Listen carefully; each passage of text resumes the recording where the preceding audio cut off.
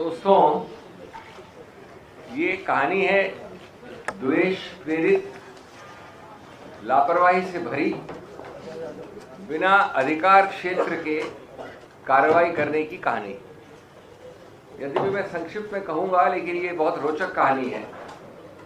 शोर बहुत था, जोर नहीं था, आरोप था, आधार एकदम नहीं था, कभी नहीं था।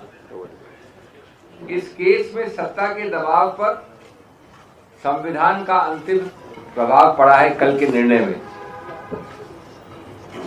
जहां इल्जाम हवा में थे, कानून जो है जमीन पर था।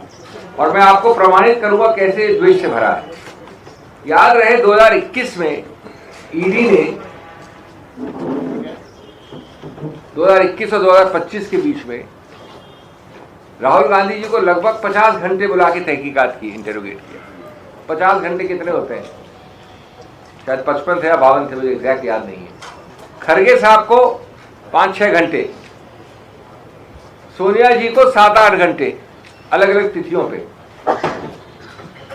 दूसरा, हर तिथि पे कोर्ट में तारीख हो, कुछ फाइल करना हो, तो एक बड़े अच्छे तरीके से व्यापक रूप से लीक होता था अखबारों में कि अरे इतने बड़े स्कैम में आज हम ये फाइल कर रहे हैं। हर तिथि पे सुर्खियों में होने के लिए, शोरगुल के लिए। तीसरा, इस दौरान मैं 21 से 25 की बात कर रहा हूं, अटैचमेंट्स हुए, फ्रीजिंग हुए, कहीं किराया आ रहा है तो किराए को बंद कर दो। अब ये रोचक कहानी क्यों है कि ये शुरू हुई थी 2014 में, सुब्रमण्यम स्वामी साहब ने शुरू की थी। एक प्राइवेट कंप्लेंट की और उसमें समनिंग ऑर्डर हुआ। मैं मोटी मोटी बात कर रहा हूं, तकनीकी बात नहीं करूंगा।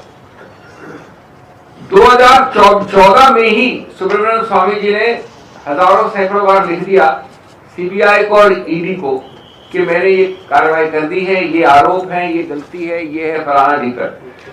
अब रोचक बात सुनिए, 2014 से 21 कितने साल होते हैं? 7 वर्ष तक सीबीआई और ईडी ने लिखित रूप से अपनी फाइल्स में लिखा कि इसमें कोई प्रेडिकेट ऑफेंस नहीं बनता है। ये मैं नहीं कह रहा हूं। अगर आपको शक शुभाव, हम हवा में बात नहीं करते हैं, मैं तथ्यों के आधार पर बात करता हूं। अगर शक शुभाव जो मैं बोल रहा हूं तो पैरा 218 से 233 पढ़ लीजिए निर्णय की। ये बहुत महत्वपूर्ण बात है। 2014 से 21 तक फाइल पे, क्योंकि ओपिनियन ली गई, सलाह ली गई। प्रेडिकेट ऑफेंस एफआईआर की एजेंसी होती है सीबीआई, मनी लॉन्ड्रिंग की एजेंसी होती है ईडी। दोनों का संयुक्त सहमति थी, जॉइंट कंसेंसस ये शब्द इस्तेमाल किया है जज ने 232 पैरा नंबर पे। संयुक्त सहमति कि इसमें कोई प्रेडिकेट ऑफेंस का एफआईआर बनता ही नहीं है। नहीं तो आप समझिए कि 7 साल तक कोई एफआईआर लॉन्च नहीं करता क्या? क्यों नहीं की लॉन्च?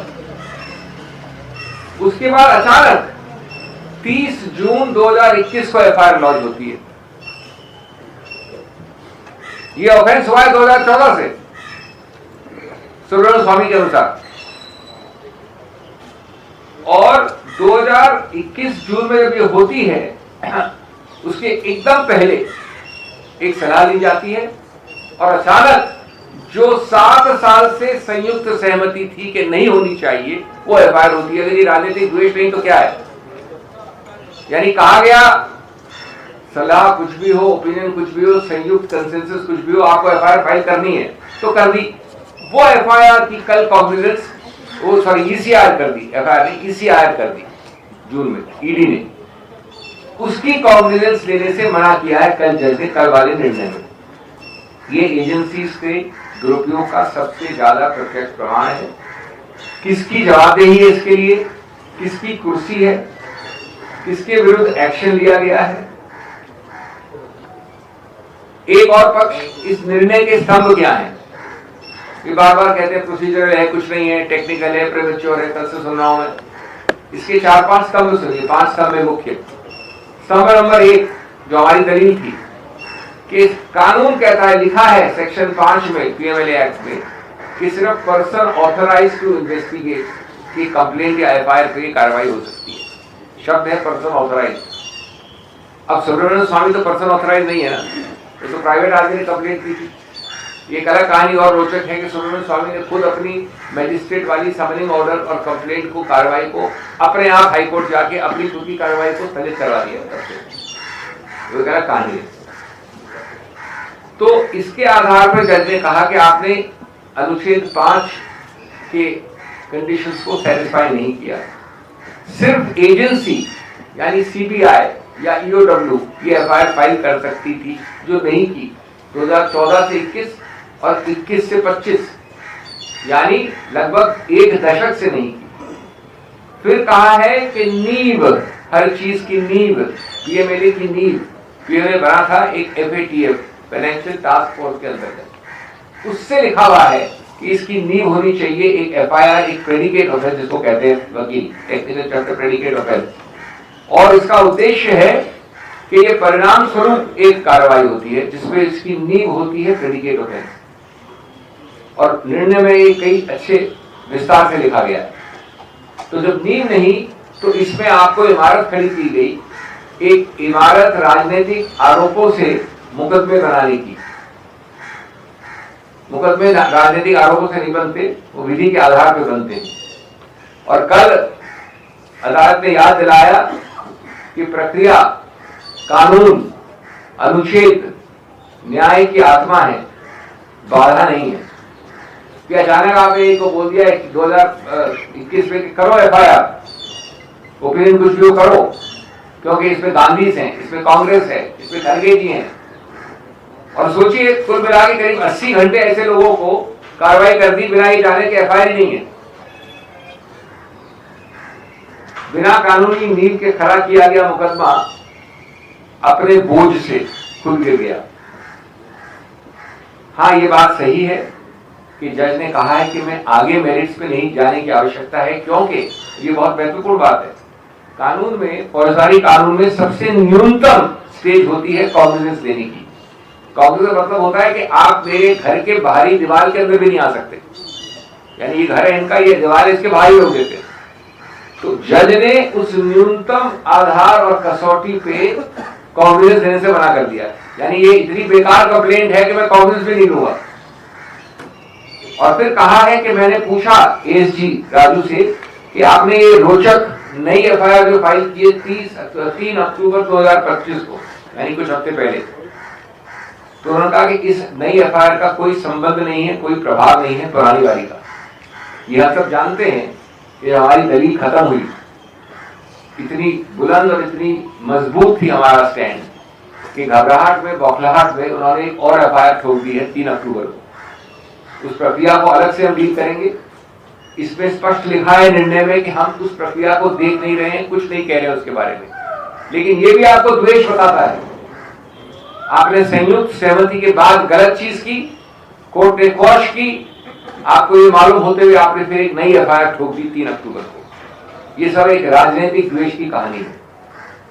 मैं 2 शब्द और आपको मेरिट्स पे करके अपनी बात हिंदी में खत्म करता हूँ, शायद इंग्लिश में होगा तो इंग्लिश में बोलेंगे। ये मेरिट्स में एक अजीबोगरीब केस क्यों है? वास्तव में अजीबोगरीब केस है इसलिए क्योंकि 1 मिलीमीटर जहां कोई स्थानांतरण नहीं हुआ किसी चीज का। 2 चीजें होती है स्थानांतरण के लिए, मनी लॉन्ड्रिंग की कंडीशन होती है। एक तो होता है पैसा, उसको यहां से यहां मूव करना होता है, उसको कन्वर्ट करना होता है, कैश को बदल के प्रॉपर्टी बना लीजिए। दूसरा होता है अचल संपत्ति का मूवमेंट। अब ये रोचक कहानी इसलिए है क्योंकि इसमें न तो पैसे का स्थानांतरण है, न अचल संपत्ति का है। ये एजेएल एक कंपनी है, 100 वर्ष के आसपास हो जाएंगे उस कंपनी को। उसके पास ये सब अचल संपत्तियां हैं अखिल भारतीय स्तर पे।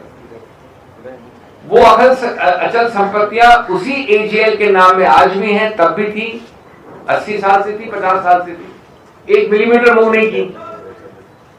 उस एजेएल को, क्योंकि आदर्शवाद पे स्थापित कई कंपनियां आर्थिक कठिनाइयों में पड़ती हैं, ये कमर्शियली सक्सेसफुल नहीं होती है, उसको ऋण मुक्त करने के लिए, जो आज भारत की हर कंपनी करती है। भारत में कोई ऐसी कंपनी जो अपने आप को ऋण मुक्त नहीं करना चाहती। ऋण मुक्त करने का तरीका होता है, उसको जो डेट होती है ऋण, उसको हिस्सेदारी में बदल दो, इक्विटी में, कन्वर्ट डेट इनटू इक्विटी। सिर्फ इस उद्देश्य से एक नई कंपनी बनाई गई।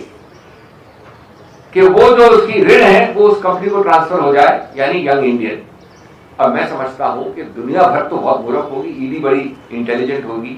इतने मूर्ख हैं हम लोग कि हमने बनाया यंग इंडियन कंपनी इस पूरी अचल संपत्ति को खाने के लिए।